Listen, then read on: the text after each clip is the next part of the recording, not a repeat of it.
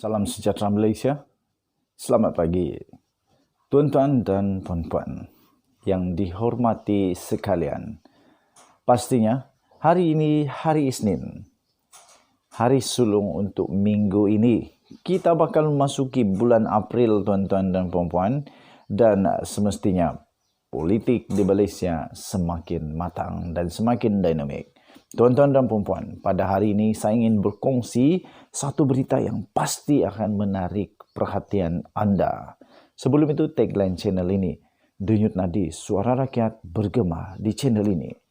Tuan-tuan dan puan-puan, sampai ke hari ini masih lagi turun naik mahkamah, masih lagi diteruskan perbicaraan yang pastinya mengundang banyak kontroversi, membuatkan ramai yang bingung. Saya pun kadang-kadang bingung juga. Okey, tuan-tuan dan puan. Tetapi fakta tetap fakta. Baru beberapa ketika yang lalu kita dikejutkan dengan satu berita terbaru, dan berita ini saya petik daripada BH Online. BH Online bertarikh 23 Mac yang lalu lagi sebenarnya, tuan-tuan dan puan. Iaitu satu berita yang memang mengejutkan. Dan jika berita ini benar, ini pasti akan membawa berita yang amat gembira bagi bosku, Datuk Seri Najib Tun Razak. Tuan-tuan dan puan-puan, pada 23 Mac tahun 2022, tahun ini, beberapa hari yang lalu, berita ini bertajuk 1MDB telah memperdaya Najib Razak untuk sertai perjanjian dengan Petro Saudi. Kenyataan ini telah dikeluarkan di mahkamah. Tetapi kenyataan ini agak mengelirukan saya kerana betulkah 1MDB telah memperdaya Najib sertai perjanjian dengan Petro Saudi? Demikian adalah laporannya, tuan-tuan dan puan-puan. Mahkamah Tinggi pada hari itu telah mendengar cadangan daripada Peguam Bela Datuk Seri Najib Tun Razak, iaitu mengenai bagaimana pengurusan Syarikat Pelaburan Strategik Malaysia, iaitu One Malaysia Development Berhad atau 1MDB, didakwa telah memperdaya bekas Perdana Menteri untuk menyertai perjanjian usaha sama dengan Petro Saudi International Ltd PSI.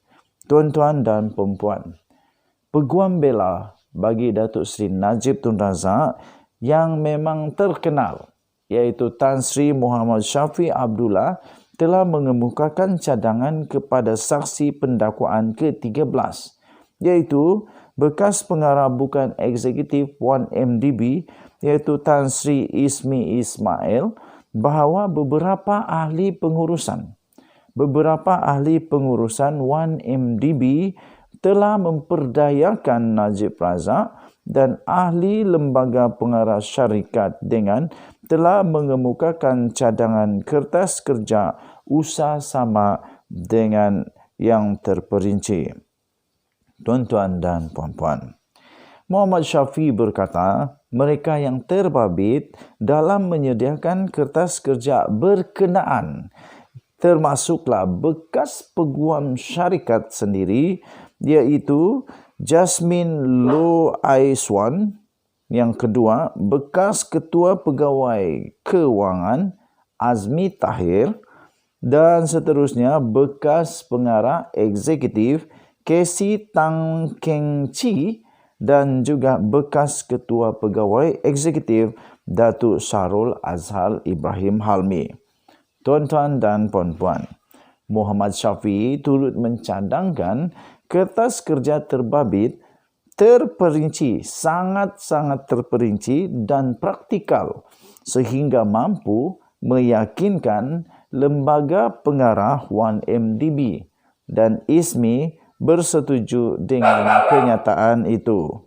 Disoal sama ada Najib terbabit dalam penyediaan dokumen berkenaan yang bertujuan menipu 1MDB, ISMI menjawab, saya tidak fikir mana-mana Perdana Menteri mempunyai masa untuk melakukannya. Demikian kata daripada Tan Sri Ismi Ismail. Muhammad Syafiee turut berkata, Syahrul Azhar dalam keterangan sebelum ini menyatakan telah diarahkan oleh ahli perniagaan Lo Tek Jo atau Jo Lo untuk menyediakan dokumen terbabit melalui arahan Najib Razak.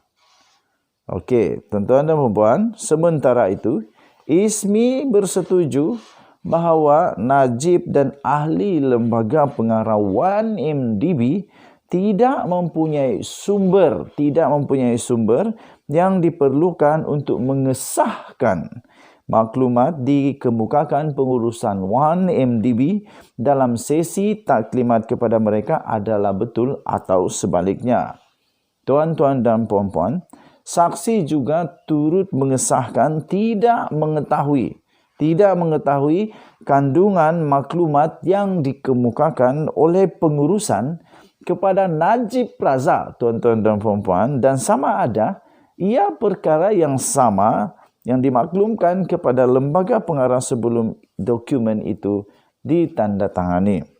Pendakwa raya kanan iaitu Datuk Seri Gopal Sri Ram yang amat dibenci dan ditakuti oleh Najib Razak dan Rosmah Mansor ketika membacakan kenyataan pembukaan pada Ogos tahun 2019 yang lalu berkata, satu usaha sama palsu di antara 1MDB dan syarikat Petro Saudi International Ltd atau PSI yang dikenali sebagai Projek Aria diwujudkan. Tertuduh iaitu Najib Razak dengan 1MDB meminjam sebanyak $1 bilion kononnya untuk melabur dalam syarikat usaha sama dikenali sebagai 1MDB Petro Saudi Limited. Tuan-tuan dan puan-puan, wang berkenaan adalah untuk dimasukkan ke dalam satu akaun syarikat usaha sama yang mana Petro Saudi International mempunyai 60% saham dengan menyuntik beberapa aset melalui nilai yang diragukan. Bagaimanapun tuan-tuan dan puan-puan, Datuk Seri Gopal Sri Ram berkata usaha sama itu tidak dijalankan dengan PSI. Sebaliknya melalui satu syarikat iaitu Syarikat Petro Saudi Holding Cayman Ltd dan Tariq Obaid kenalan iaitu Jolo melaksanakan perjanjian yang mewakili Petro Saudi Cayman. Dalam perbicaraan sebelum ini, Syahrul Azhar iaitu saksi pendakwaan ke-9 telah mendedahkan perjanjian usaha sama 1MDB dan Petro Saudi PSI meninggalkan hutang berjumlah $700 juta. Oi, banyak ni. Berpunca daripada pindahan dana 1MDB kepada perpindahan dana 1MDB kepada Goodstar Ltd iaitu syarikat yang dimiliki oleh Jolo. Beban hutang sebanyak $700 juta itu berlaku selepas syarikat usaha sama dimiliki oleh PSI. Tuan-tuan dan puan-puan, Syahrul Azhar mengesahkan ahli lembaga pengarah 1MDB tidak pernah mengetahui berhubung perjanjian pinjaman yang ditandatangani oleh 1MDB dan PSI pada 29 September 2009. Saksi itu turut bersetuju sekiranya perjanjian pinjaman itu dikemukakan kepada lembaga pengarah, ia tidak akan diluluskan. Pening jugalah. Sebab tadi kata terlalu detail. Tapi sekarang sebenarnya taklah teruk mana sangat pun ahli lembaga pengarah ni. Mereka tak akan mudah kena tipu. Sebab dia sendiri kata, saksi itu bersetuju sekiranya perjanjian pinjaman itu dikemukakan kepada lembaga pengarah, ia tidak akan diluluskan. Maksudnya mereka boleh hidulah apa yang salah. Tuan-tuan dan puan, Najib berusia 68 tahun pada ketika ini menghadapi 4 pertuduhan menggunakan kedudukannya untuk mendapatkan suapan sebanyak 2.3 bilion daripada dana 1MDB dan 21 pertuduhan pengubahan wang haram yang membabitkan jumlah yang sama. Perbicaraan di hadapan Hakim Datuk Colin Lawrence Sequeira bersambung pada hari yang kemudian. Kita jumpa lagi. Selamat pagi Malaysia. Denyut nadi suara rakyat bergema di channel ini. Bye.